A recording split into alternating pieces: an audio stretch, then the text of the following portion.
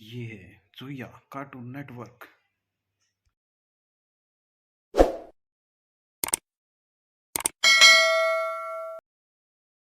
गंवार सास। ममता ने अपने बेटे को पढ़ा लिखाकर बड़ा आदमी बनाया। अब वो शहर में अपने परिवार के साथ रहता है। एक दिन ममता का बेटा रोहन अपनी पत्नी आलिया से कहता है, अरे आलिया, सुनो, माँ अब से गांव में नहीं रहेगी। वो हमारे साथ यहीं रहेंगी शहर में। उनका कमरा आज नौकर से बोलकर अच्छे से साफ करवा देना। ओह, आज तो मेरी किटी पार्टी है, फिर मुझे जिम और फिर शॉपिंग। ठीक है, कल करवा दूंगी।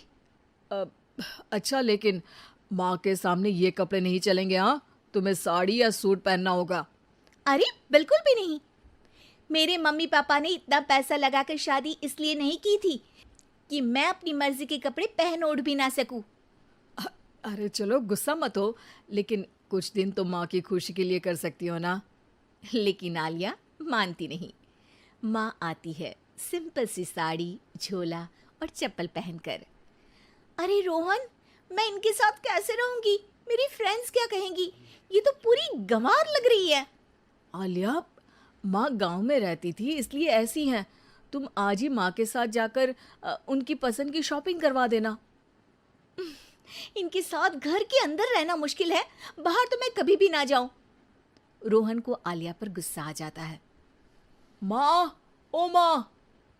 हाँ बेटा। वो माँ को ले जाने के लिए उनका हाथ पकड़ता है कि अरे माँ, तेरे हाथ अभी तक इतने कड़े हैं, तूने इसका कोई इलाज नहीं किया? अरे बेटा, इसका कोई इलाज नहीं। वैसे भी मुझे कोई शर्म नहीं कि मेरे हाथ मुलायम नहीं है, क्योंकि इन्हीं हाथों से मेहनत कर मैंने तुझे बनाया है बेटा। अगले दिन माँ, मैं ऑफिस जा रहा हूँ। कुछ लाना हो तो आलिया को बोलकर फ़ोन करवा देना। रोहन के जाने के बाद, आप ना आज कमरे में ही रहिएगा, घर में पार्टी है, मेरी सहेलियां आ रही हैं, मैं उन लोगों के सामने आपको नहीं ला सकती हूँ। ठीक है बहू, लेकिन तुम कहो तो मैं कुछ खाने को बना दूँ तुम लोगों की पार्टी के लिए। वो लोग सिर्फ कॉन्टिनेंटल या थाई फूड ही खाते हैं। कोई बात नहीं, कभी इंडियन खिलाने वाला कोई मिला नहीं होगा ना। मैं बनाकर कमरे में चली जाऊंगी। जैसे आपकी मर्जी। आलिया के घर उसकी दोस्त आती हैं, पार्टी होती है। अरे वाह आलिया, ये क्या है खाने में? बड़ा ही स्वादिष्ट है यार, इसकी रेसिपी मुझे चाहिए। हाँ, और ये दाल, ओ माय गॉड, मैंने तो किसी 5 स्टार में भी ऐसी दाल नहीं खाई है।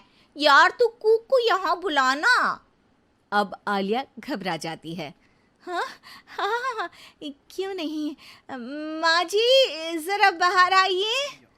आलिया की सास सिंपल सी साड़ी और गांव के अंदाज में आती है। अरे बहू, क्या हुआ? खाना पसंद नहीं आया क्या?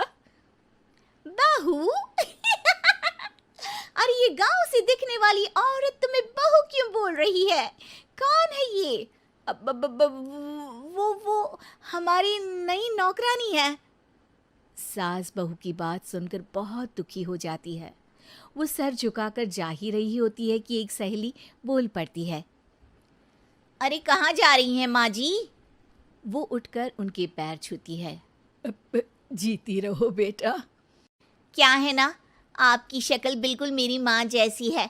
पता है आलिया, मैं शहर पढ़ने आई और फिर शहरी हो गई, लेकिन मेरे माँ पापा तो आज भी गांव में रहते हैं। बिल्कुल इनके जैसी ही हैं। आप यहाँ बैठिए ना आंटी, आप सच में बड़ी खूबसूरत है और आपके हाथ का खाना तो लाजवाब है। काश ये मेरी सास होती।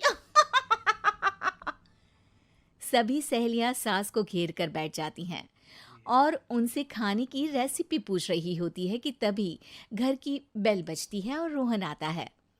अरे क्या बात है, आज आप लोग हमारे घर में? और ये लोग तो मुझे आलिया से ज्यादा माँ की सहेलियाँ लग रही हैं।